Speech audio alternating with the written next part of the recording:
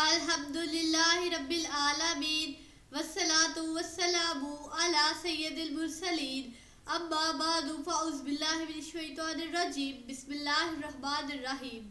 ہماری کسی بھی ویڈیو میں کوئی بھی ایک لفظ بھی آپ ایسا نہ پائیں گے جو اللہ تعالیٰ کے حکم اور اس کے نبی اکرم صلی اللہ علیہ وآلہ وسلم کی تعلیمات سے ہٹ کر ہو۔ آپ سے گزارش ہے ہماری ویڈیوز کو آگے شیئر کریں، ہو سکتا ہے یہ عمل آپ کی اور ہماری نجات کا سبب بنے، اور انہیں آخر تک دھیان سے سنیں، یقیناً آپ کی زندگی بدل جائے گی۔ بسم اللہ الرحمن الرحیم۔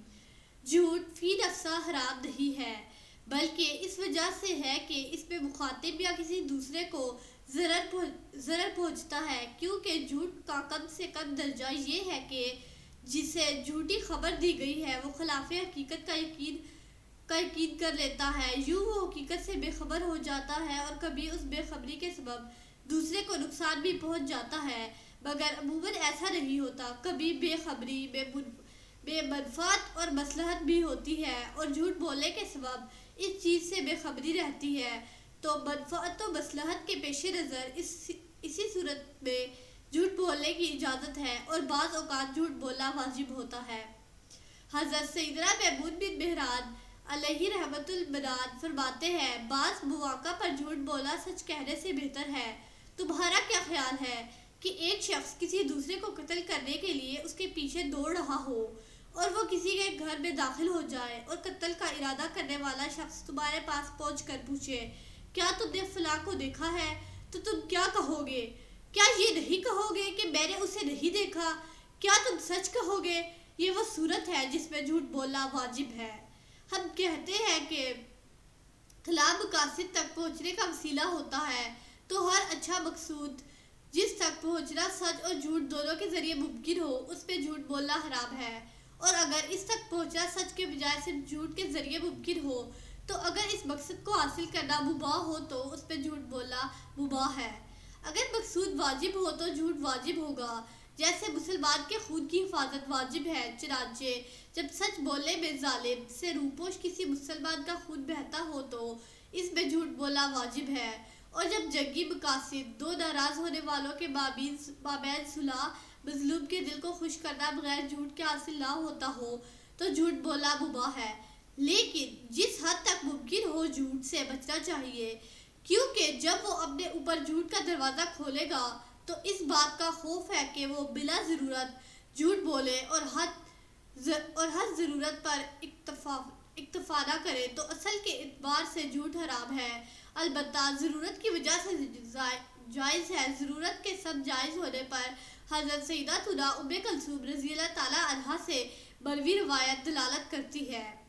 حضرت سیدتنا ام کلثوم رضی اللہ تعالیٰ عنہا بیان کرتی ہے کہ میں نے حضور نبی کریم صلی اللہ علیہ وآلہ وسلم کو 3 مواقع کے علاوہ کبھی جھوٹ کی اجازت دیتے ہوئے نہیں سنا: لوگوں کے درمیان صلح کرانے کے موقع پر، جنگ کے موقع پر، اور اس آدمی کا اپنی زوجہ سے اور زوجہ کا اپنے خاوند سے کوئی بات کہنے کے موقع پر۔ آپ رضی اللہ تعالیٰ عنہا ہی بیان کرتی ہے، سرکار مدینہ راحت قلب و وسیلہ صلی اللہ علیہ وآلہ وسلم کا فرمان باقرینہ ہے، وہ شخص جھوٹا نہیں ہے جو 2 آدمیوں کے درمیان صلح کرانے کے لیے بھلی بات کہے یا بھلائی کی بات پہنچائے۔ حضرت سیدتنا اسماء بنت یزید رضی اللہ تعالیٰ عنہا بیان کرتی ہے کہ اللہ پاک کے محبوب دانائے غیوب صلی اللہ علیہ وآلہ وسلم نے ارشاد فرمایا، آدمی کا ہر جھوٹ لکھا جاتا ہے، لیکن اس شخص کا جھوٹ نہیں لکھا جاتا جو 2 مسلمانوں کے درمیان صلح کرانے کے لیے جھوٹ بولے۔ حضرت سیدنا ابو قاہر رضی اللہ تعالیٰ عنہ فرماتے ہیں، 2 صحابہ رضی اللہ تعالیٰ عنہ کے درمیان کچھ بحث ہوئی، حتیٰ کہ دونوں نے باہم قطع تعلق کر لیا، تو میں نے ان میں سے ایک سے ملاقات کی اور کہا، تمہارا فلاں کے ساتھ کیا معاملہ ہے؟ میں نے تو اس سے تمہاری بہت تعریف سنی ہے۔ پھر میں دوسرے سے ملا اور اس سے بھی اسی طرح کہا، حتیٰ کہ ان دونوں کے مابین صلح ہو گئی۔ پھر میں نے اپنے دل میں کہا، میں نے دونوں کے درمیان صلح تو کرا دی، لیکن جھوٹ بول کر خود کو ہلاک کر دیا۔ چنانچہ میں نے اس بات کی خبر رسول اللہ صلی اللہ علیہ وآلہ وسلم کو دی، تو آپ نے ارشاد فرمایا، اے ابو قاہر، لوگوں کے درمیان صلح کرایا کرو، اگرچہ جھوٹ بولنا پڑے۔ حضرت سیدنا عطا بن یسار علیہ رحمت بیان کرتے ہیں، ایک شخص نے حضور نبی رحمت صلی اللہ علیہ وآلہ وسلم سے عرض کی، کیا میں اپنی اہلیہ سے جھوٹ بول سکتا ہوں؟ ارشاد فرمایا، جھوٹ میں کوئی خیر نہیں۔ عرض کی، کیا میں اسے وعدہ کر لوں کہ میں تمہارے لیے یہ کروں گا؟ ارشاد فرمایا، تم پر کوئی گناہ نہیں۔ مروی ہے کہ ابن ابی عذرا دولی امیر المومنین حضرت سیدنا عمر فاروق اعظم رضی اللہ تعالیٰ عنہ کے دور خلافت میں عورتوں سے نکاح کر کے خلا کرا لیا کرتے تھے اور اس سبب سے وہ لوگوں کی گفتگو کا موضوع بن گئے تھے۔ امیر المومنین رضی اللہ تعالیٰ عنہ نے جب یہ بات سنی تو آپ نے اسے ناپسند فرمایا۔ ابن ابی عذرا کو جب معلوم ہوا کہ آپ نے اسے ناپسند کیا ہے تو حضرت سیدنا عبداللہ بن ارقم رضی اللہ تعالیٰ عنہ کا ہاتھ پکڑ کر انہیں اپنے گھر لے آئے اور اپنی زوجہ سے کہا، میں تمہیں اللہ پاک کی قسم دے کر پوچھتا ہوں، کیا تم مجھے ناپسند کرتی ہو؟ اس نے کہا، مجھے اللہ تعالیٰ کی قسم نہ دو۔ انہوں نے کہا، میں تمہیں اللہ پاک کی قسم دے کر پوچھتا ہوں۔ اس نے کہا، ہاں، میں تمہیں ناپسند کرتی ہوں۔ انہوں نے حضرت سیدنا عبداللہ بن ارقم رضی اللہ تعالیٰ عنہ سے کہا، کیا آپ نے سن لیا؟ پھر دونوں امیر المومنین حضرت سیدنا عمر فاروق اعظم رضی اللہ تعالیٰ عنہ کے پاس آئے اور ابن ابی عذرا نے کہا، آپ حضرات کی گفتگو کرتے ہیں کہ میں عورتوں پر ظلم کرتا ہوں اور ان سے خلا کرتا ہوں۔ آپ حضرت ابن ارقم رضی اللہ تعالیٰ عنہ سے پوچھ لیجئے۔ امیر المومنین حضرت سیدنا عمر فاروق اعظم رضی اللہ تعالیٰ عنہ نے ان سے پوچھا۔ انہوں نے واقعہ بیان کر دیا۔ آپ نے ابن ابی عذرا کی زوجہ کو بلوایا۔ وہ اپنی پھوپھی کے ساتھ حاضر ہوئی تو آپ نے ارشاد فرمایا، تم نے ہی اپنے شوہر سے یہ کہا کہ تم اسے ناپسند کرتی ہو؟ اس نے کہا، سب سے پہلے میں توبہ کرتی ہوں اور اللہ عزوجل کی طرف رجوع لاتی ہوں۔ انہوں نے مجھے اللہ پاک کی قسم دے کر پوچھا تھا، لہٰذا میں جھوٹ نہ بول سکی۔ اے امیر المومنین رضی اللہ تعالیٰ عنہ، کیا میں ایسی حالت میں جھوٹ بول لیتی؟ فرمایا، ہاں، جھوٹ بول لیتی۔ اگر تم میں سے کوئی بھی ہم مردوں میں سے کسی کو ناپسند کرتی ہو تو اس سے یہ نہ کہے کہ میں تجھے ناپسند کرتی ہوں، کیونکہ کبھی ایسے گھر ہوتے ہیں جو محبت پر قائم ہوتے ہیں مگر لوگ اسلام اور خاندانی سلسلے کے سبب مل جل کر رہتے ہیں۔ حضرت سیدنا نواس بن سمعان کلابی رضی اللہ تعالیٰ عنہ بیان کرتے ہیں کہ آقا نامدار دو عالم کے مالک و مختار صلی اللہ علیہ وآلہ وسلم نے ارشاد فرمایا، کیا وجہ ہے کہ میں تمہیں جھوٹ پر اس طرح گرتے دیکھتا ہوں جس طرح پروانے آگ یعنی روشنی میں گرتے ہیں؟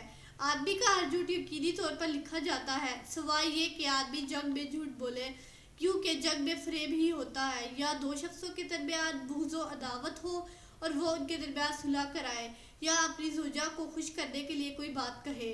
حضرت سیدنا ثوبان رضی اللہ تعالیٰ عنہ فرماتے ہیں، ہر جھوٹ میں گناہ ہے، البتہ جس سے کسی مسلمان کو نفع پہنچے یا کسی مسلمان سے کوئی ضرر دور ہو، اس میں گناہ نہیں۔ امیر المومنین حضرت سیدنا علی المرتضیٰ شیر خدا کرم اللہ تعالیٰ وجہ الکریم فرماتے ہیں، جب میں تم سے حضور نبی رحمت صلی اللہ علیہ وآلہ وسلم کی کوئی حدیث بیان کروں تو خدا کی قسم اگر مجھے آسمان سے گرا دیا جائے تو یہ مجھے آپ پر جھوٹ باندھنے سے زیادہ محبوب ہے، مگر جنگ کے مواقع پر دشمن کو دھوکہ دینے کے لیے تم سے خلاف حقیقت بات کہہ دوں تو یہ جھوٹ نہیں ہے، کیونکہ جنگ دھوکہ دہی کا نام ہے۔ صحیح مقصد کے لیے جھوٹ بولنا جائز ہے۔ بسم اللہ الرحمن الرحیم۔ صلی اللہ علی حبیبہ سیدنا محمد وآلہ وصحبہ وسلم۔ اس درود پاک کے بے شمار فوائد ہیں۔ اس درود پاک کو کثرت سے پڑھنے والے کو دین و دنیا میں کسی چیز کی کمی نہیں رہتی، سکون قلب کی دولت سے مالا مال ہو جاتا ہے، دشمن دوست بن جاتا ہے۔ اگر کوئی چاہے دل کی کدورت، کینہ، دل کا میل، بغض، حسد اور اخلاق رذیلہ دور ہو جائے تو اس درود پاک کو کثرت سے پڑھے۔ This درود has numerous benefits. There is no lack of anything in the religion and a word for reciters. Peace, become rich with the wealth of the heart, and enemy becomes a friend. If anyone wants the darkness of heart, malice, anger, jealousy, dirt of heart, and ethical behavior get away, so recite this درود frequently. اگر آپ کو ہماری یہ آج کی video پسند آئی ہے تو اس کو لائک کریں اور ہمارے چینل کو سبسکرائب کریں تاکہ ہماری ہر آنے والی ویڈیو آپ تک پہنچتی رہے۔ اللہ تعالیٰ ہمارا اور آپ کا حامی و ناصر ہو۔ شکریہ۔